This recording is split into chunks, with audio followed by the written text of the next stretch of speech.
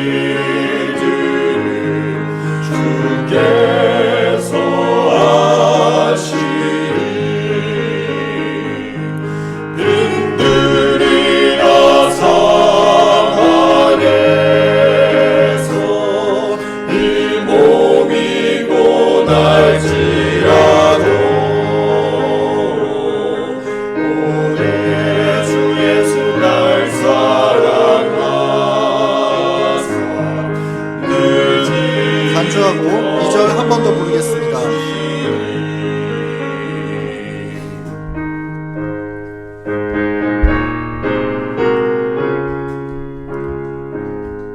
가사를 묵상하시면서 2절 가사 한 번 더 부르겠습니다.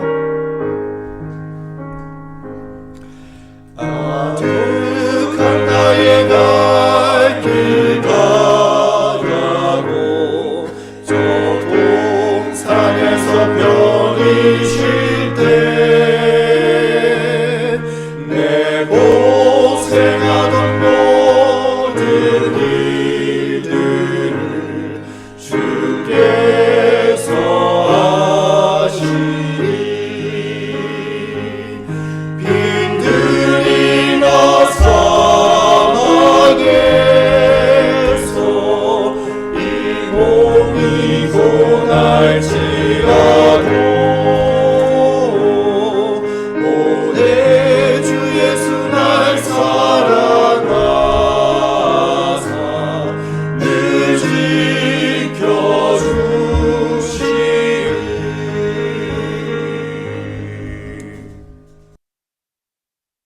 이제 함께 기도하겠습니다. 하늘에 계신 아버지, 오늘도 귀한 하루를 말씀으로 시작할 수 있도록 인도해 주심에 감사드립니다. 말씀을 통해서 우리의 마음이 정결하게 씻겨지고 거룩함으로 채워질 수 있도록 인도하여 주시옵소서. 말씀을 묵상할 때 역사하시는 성령의 음성을 간절한 마음으로 붙잡고 그것을 마음에 새길 수 있도록 도와주시옵소서. 오늘도 권면해 주시는 목사님의 건강과 가정을 지켜주시옵고 권면해 주실 때 성령께서 함께하여 주셔서 말씀을 듣는 모든 성도들이 말씀 앞에 자아를 내려놓고 주님의 뜻을 따라갈 수 있도록 인도하여 주시옵소서. 예수님의 이름으로 기도드립니다. 아멘. 안녕하십니까 성도 여러분. 오늘도 우리가 하나의 주제를 가지고 생각해 보도록 하겠습니다. 우리가 인생을 살면서 가장 중요하게 생각할 것이 무엇일까요? 우리가 나름대로 이것을 중요하고 저것을 중요하게 생각하면서 살지라도 우리의 인생의 모든 것이 드러나는 날이 있습니다. 그것은 예수께서 재림하시는 날입니다. 오늘 본문 성경절 바울의 말씀을 읽겠습니다. 고린도전서 3장 13절입니다. 각각 공력이 나타날 터인데, 자, 공력은 행위를 뜻하는 것입니다. 각 사람의 행위가 나타날 때가 있다는 것이죠. 각 사람의 열매가 나타날 때가 있다는 것입니다. 각각 공력이 나타날 터인데 그 날이 공력을 밝히리니, 그 마지막 날에 예수께서 재림하시는 그 마지막 날에 각 사람의 공력이 행위가 나타날 것이라는 것입니다. 이는 불로 나타나고 그 불이 각 사람의 공력이 어떠한 것을 시험할 것임이니라. 바울은 불이 각 사람의 공력이 어떠한 것인지 시험할 것이라고 했습니다. 자, 이 말씀이 무슨 뜻일까요? 사람이 살면서 행한 행위들이 예수께서 재림하실 때 드러나게 되는데 불에 의해서 드러나게 될 것이라는 것입니다. 하나님께서 인정하지 않는 것들은 다 태워서 사라지게 될 것입니다. 하나님께서 인정하는 것만 남게 될 것입니다. 그때 남는 것은 영원히 존재하는 것입니다. 자, 불에 의해서 태워지지 않고 남게 될 그것이 무엇일까요? 그것이 우리의 인생의 목표가 되어야 한다는 것입니다. 오늘 본문을 읽겠습니다. 우리는 수행하고 있는 일과 관련된 문제들을 조심스럽게 헤아려 보아야 한다. 이 일이 영혼들에게 축복이 될 것인지, 하나님께서는 단순히 우리를 바쁘게 하기 위하여 일을 주신 것이 아니라 당신 이름의 영광을 위해서 주셨다. 성도 여러분, 우리에게 가장 중요한 공력이 무엇입니까? 하나님의 이름을 영광 돌리는 것이 우리 생애에 가장 중요한 것이라는 것입니다. 우리의 시간이 어떻게 사용되고 있을까요? 우리가 무엇을 위해서 살고 있습니까? 우리 인생이 끝날 때 우리도 바울과 같은 간증을 하면 얼마나 좋을까요? 바울은 말씀을 전하다가 로마 황제에게 붙잡혀서 옥에 갇히게 되었습니다. 이제 바울은 곧 자신이 죽게 될 것을 알았습니다. 바울이 자신의 죽음을 앞에 두고 디모데에게 편지를 썼는데 그는 이렇게 말했습니다. 디모데후서 4장 6절부터 7절입니다. 관제와 같이 벌써 내가 부음이 되고 나의 떠날 기약이 가까웠도다. 자, 죽음의 시간이 가까웠다는 것이죠. 나의 떠날 기약이 가까웠도다. 내가 선한 싸움을 싸우고 나의 달려갈 길을 마치고 믿음을 지켰으니 이제후로는 나를 위하여 의의 면류관이 예비되었으므로. 성도 여러분, 저와 여러분도 우리의 삶 마지막 날에 내가 선한 싸움을 싸우고 나의 달려갈 길을 마치고 믿음을 지켰다고 말하면 얼마나 좋을까요? 이것이 공력을 올바로 쌓고 생애를 마친 사람의 간증입니다. 자, 계속해서 읽겠습니다. 많은 사람이 나무와 건초와 그루터기를 모으는 일에 바쁘게 종사하고 있다. 그러나 그 모든 것은 사라질 것이다. 자, 나무와 건초와 그루터기 열심히 모아봤자 다 태워서 없어지면 한 번에 끝나는 것들이죠. 우리의 삶에서 나무와 건초와 그루터기를 열심히 모으는 분들이 있는 것입니다. 다 한 번에 타서 없어질 것들을 쌓고 모으는데 인생의 모든 시간을 바친다는 것입니다. 성도 여러분, 우리는 영원히 남게 될 일에 시간과 노력과 정성을 쏟아야 한다는 것입니다. 자, 우리의 시간과 노력을 그렇다면 어디에 어떻게 사용해야 될까요? 계속 읽겠습니다. 각 사람에게는 하나님께서 정하신 의무가 있다. 주의를 기울여 기도하는 마음으로 하나님께 책임을 져야 할 우리는 개인적으로 어떤 임무를 부여받았는가라고 자문해 보아야 한다. 성도 여러분, 하나님께서 우리를 부르셔서 임무를 주셨습니다. 그리고 마지막 날에 그 임무를 올바로 최선을 다해서 수행했는지 하나님께서 물어보신다는 것입니다. 자, 하나님께서 우리에게 어떤 임무를 주셨을까요? 우리의 일이 전적으로 영적이든 현세적인 것인가 영적인 것의 혼합이든 우리는 성실하게 일을 수행해야 한다. 자, 영적인 것이든 이 세상에 속한 것이든 성실하게 일해야 된다는 것입니다. 신앙을 한다고 하면서 세상 일에 성실하지 않으면 안 되겠죠. 우리가 해야 될 의무를 하나님께서 대신해 주지 않으십니다. 성경은 게으른 자여 개미에게 배우라고 말하고 있습니다. 하나님께서 공중에 나는 새도 보살펴 주시지만은 그 약속이 있지만 새가 아침에 일찍 일어나서 먹을 것을 찾으러 나가지 않으면 하나님께서 주시는 것을 받지 못하고 굶어 죽어가게 되는 것입니다. 그러나 그렇다고 할지라도 세상 일에 깊이 빠져서 영적인 일을 등한히 하면 큰 문제가 생기는 것입니다. 여기에 오늘날 현대 그리스도인들의 고민이 있는 것입니다. 세속적인 일과 거룩한 일이 병행되어야 하지만 영적인 일이 세속적인 문제에 가려져서는 안 된다. 그리스도는 육체적, 정신적, 도덕적 힘이 연합된 전인적인 봉사를 요구하신다. 하나님을 위한 봉사에는 이런 것들이 구비되어야 한다. 영적인 것 따로 세상 일 따로가 아닙니다. 이 두 개는 함께 가는 것입니다. 우리가 갖고 있는 영적인 능력과 에너지가 세상 일에 계속해서 영향을 미치면서 세상 속에서 하나님의 영광을 드러내야 되는 것입니다. 다니엘과 세 친구가 바벨론의 궁전 속에서 하나님의 영광을 드러냈던 것처럼 우리도 그렇게 살아야 한다는 것입니다. 말씀을 읽고 듣는 일이 이 세상 일에 묻혀버리면 영적으로 연약해지게 됩니다. 세상 일을 한다고 하면서 영적인 일에 등한히 하면은요, 영적으로 죽어가게 되는 것입니다. 자, 우리가 죽어가고 있다, 영적으로 죽어가고 있다는 사실을 어떻게 우리가 진단할 수 있을까요? 우리는 스스로 깨달을 수 있습니다. 내 영적인 힘이 지금 어느 상태에 있는지. 왜냐하면 유혹에 저항하는 힘이 약해지게 됩니다. 우리가 영적으로 죽어갈 때 이런 증세들이 나타난다는 것입니다. 육체에서 올라오는 이기심과 그 악한 욕망을 십자가에 못 박지 못하게 되는 것입니다. 어떻게 될 때요? 우리가 영적으로 등한히 하고 있을 때 말이죠. 우리에게 이런 증세가 나타나는 것을 보면은 빨리 말씀으로 가서 마음을 씻고 기도해야 하는 것입니다. 다시 하늘로부터 에너지를 받아야 되는 것입니다. 성령의 은혜가 다시 마음을 지배하게 해달라고 기도해야 되는 것이죠. 계속 읽겠습니다. 우리가 기억해야 할 바는 하나님이 만물의 소유주라시는 점과 주님의 군대에 징집된 우리는 전에 없었던 거룩함을 입고자 애써야 한다는 점이다. 모든 행동이 거룩해야 한다. 왜냐하면 그 행동이 하나님께서 부여하신 시간이라는 달란트를 사용하기 때문이다. 자신의 전 존재를 하나님께 굴복하고 있기 때문에 그러한 사람의 모든 행동에는 여호와께 성결이라는 말이 새겨진다. 성도 여러분, 우리가 하나님께 거룩하라는 그 부르심을 받고 있기 때문에 우리가 사용하는 시간은 소중하다는 것입니다. 함부로 사용하면 안 된다는 것이죠. 자, 그런데 이 거룩함이 무엇일까요? 우리가 여러 차례 거룩함에 대해서 살펴보았죠? 오늘 또 다시 거룩함에 대한 문제가 나옵니다. 거룩함이 무엇입니까? 내 마음이 하나님께 굴복되어 있는 상태를 뜻합니다. 성령께서 내 마음에 호소하실 때 굴복하는 것이 거룩함입니다. 유혹이 올 때 물리치는 것이 거룩함입니다. 성령께서 내 마음을 지배해서 육체가 십자가에 못 박히는 것이 거룩함입니다.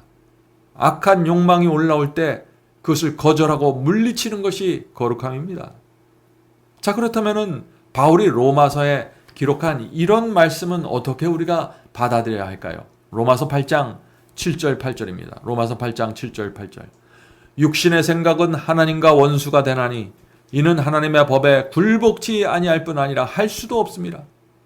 육신에 있는 자들은 하나님을 기쁘게 할 수 없느니라. 오늘 많은 분들이 이 말씀을 보면서 우리는 하나님을 기쁘게 하는 삶을 살 수 없습니다. 우리 존재 자체가 하나님과 원수입니다. 우리는 죄를 물 먹듯이 범하면서 살 수밖에 없는 그런 존재입니다. 우리는 은혜로 덮어져서 구원받을 수밖에 없습니다. 이렇게 생각하는 것입니다. 정말 바울이 그런 말씀을 하는 것일까요? 우리가 타고난 본성은 이 육신이라고 하는데 이 육신은 하나님과 원수가 된 상태로 태어나는 것입니다. 그래서 거듭나지 않으면은 선을 행하고 싶지만 자꾸 죄에 끌려가게 되는 것입니다. 그래서 우리는 새 마음을 받아야 하는 것입니다. 그래서 예수께서 거듭나지 않으면 하나님의 나라를 볼 수 없다고 말씀하신 것입니다. 자, 새 마음이 무엇입니까? 새 마음은 아버지께 돌아가는 탕자의 마음입니다. 돼지 우리를 떠나서 아버지를 그리워하면서 아버지의 그 사랑과 용서와 자비를 그리워하면서 돌아가는 그 마음입니다. 새 마음이란 주님을 영접하고 과거에 범한 모든 죄를 버리고 회개하는 삭개오의 마음입니다. 새 마음이란 성령의 감동으로 지배되고 있는 마음입니다.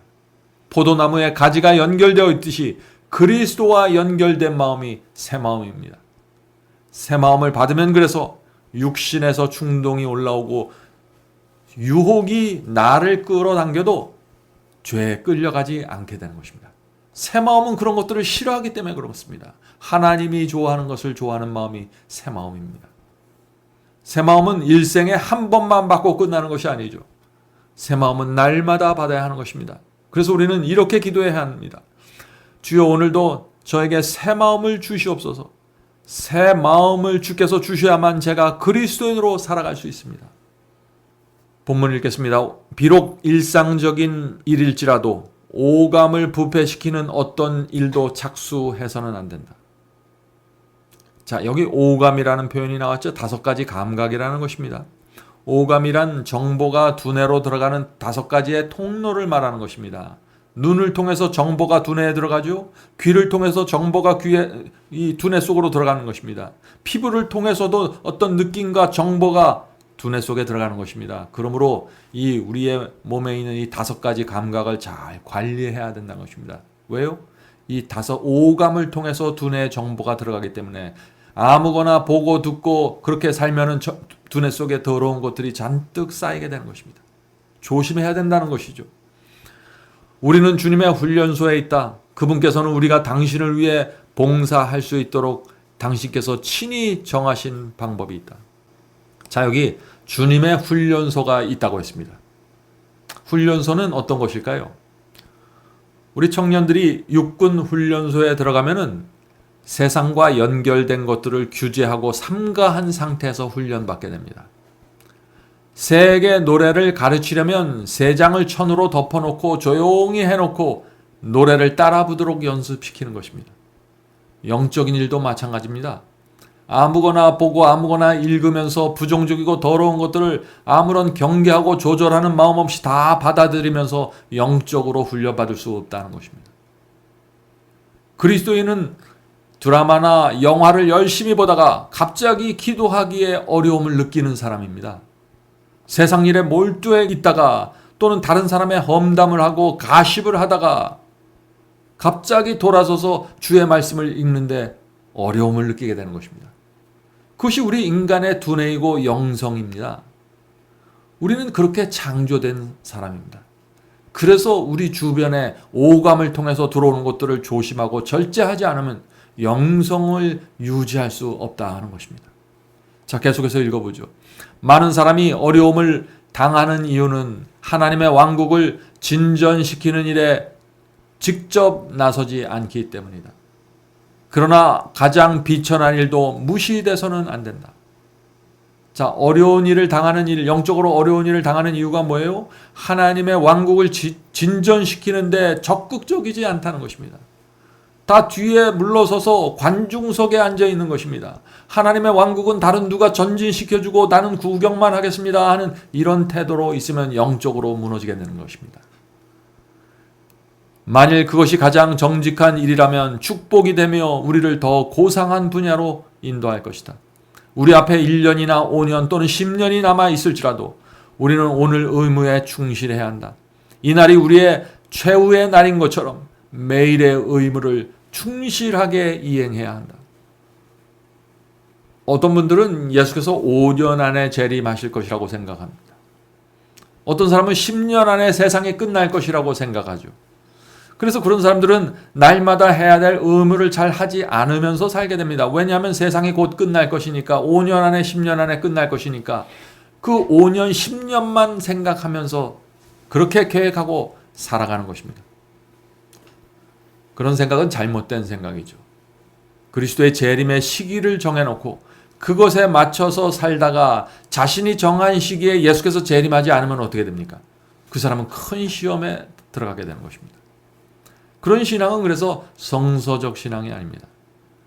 성도 여러분, 신부가 신랑을 기다리는 마음, 그것이 그리스도의 재림을 기다리는 마음입니다. 주님을 사랑하기 때문에, 보고 싶기 때문에 기다려야 합니다. 5년 남았다고 긴장하고 20년 남았다고 긴장을 풀어지면 그것은 신앙이 아닙니다. 그것은 신부의 마음이 아니죠. 주님을 사랑하기 때문에, 보고 싶기 때문에 우리는 10년 남았든지 1년 남았든지 똑같은 마음으로 기다려야 하는 것입니다. 자, 그런데 아무 일도 하지 않고 기다리는 것이 아니라 남은 기간에 상관없이 항상 우리는 먼저 그 나라와 그의 의를 구하면서 기다려야 한다는 것입니다. 성도 여러분, 우리는 재림의 날과 시는 정하지 말아야 합니다. 그날은 아무도 모른다고 했습니다. 그러나 예수께서 또 다른 말씀을 주셨죠. 무화과 나무의 잎이 무성해지는 것을 보면 어떻다고 했어요? 계절을 알 수 있듯이 우리는 시기를 분별할 수 있다고 했습니다. 지금 이 시대는 예수께서 재림하실 수 있는 큰 가능성이 있는 시대입니다. 깨어서 그리스도의 재림을 기다려야 할 때가 있었다면 바로 지금인 것입니다. 슬기로운 처녀처럼 성령의 기름을 받으면서 살아야 할 때가 되었습니다. 주께서 오시는 날에 각 사람의 공력이 드러나게 될 것입니다. 우리의 삶에서 맺혀졌던 모든 열매들이 드러나게 되고 우리가 무엇을 위해 살았는지, 왜 살았는지, 어떻게 살았는지가 드러나게 될 것입니다. 그날 우리가 하나님의 영광과 이름을 위해서 살았다는 사실이 드러나게 되길 제가 간절히 바랍니다. 오늘도 성령께서 우리 모두를 슬기로운 처녀의 길로 인도해 주시길 간절히 바랍니다. 이제 기도하겠습니다. 하늘에 계신 아버지, 저희가 이 세상을 살아야 되는 이유와 목적과 그 방법에 대해서 가르쳐 주시옵소서. 저희가 주께서 오시는 날 온 세상이 불로 태워질 때, 그때 태워지지 않고 남아있을 것에 집중해서 우리가 살아갈 수 있도록 도와주시옵소서.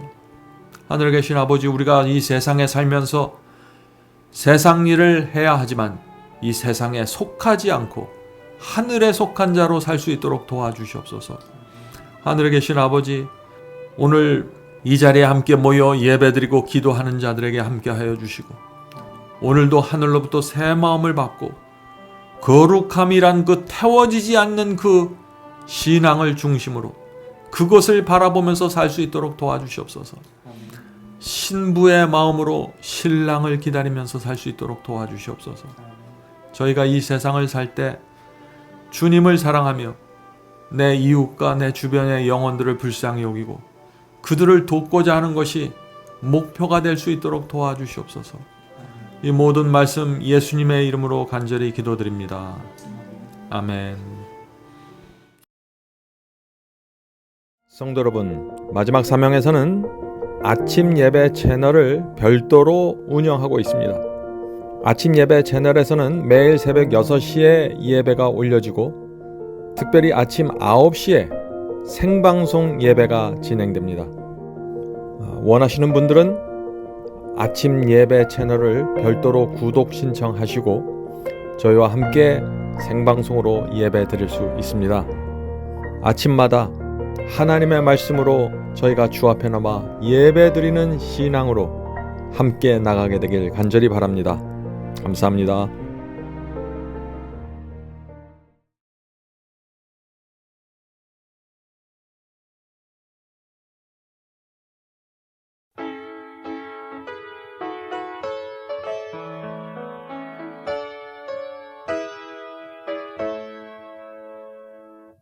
나팔을 들어서 크게 불러 주 예수 다시 오네.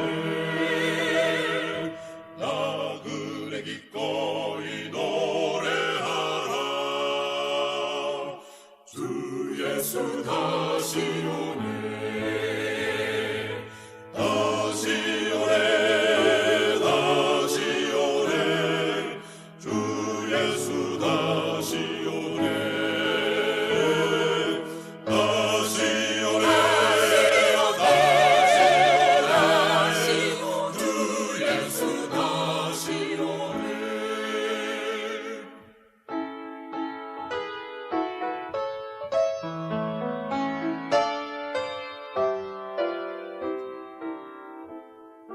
산들아 울려라 큰 소리로 주 예수 다시 오네. 죽임을 당하신 저버린 양 주 예수 다시 오네. 다시 오네. 다시 오네. 주 예수 다시 오네. 다시 오네. 다시 오네. 주 예수 다시 오네.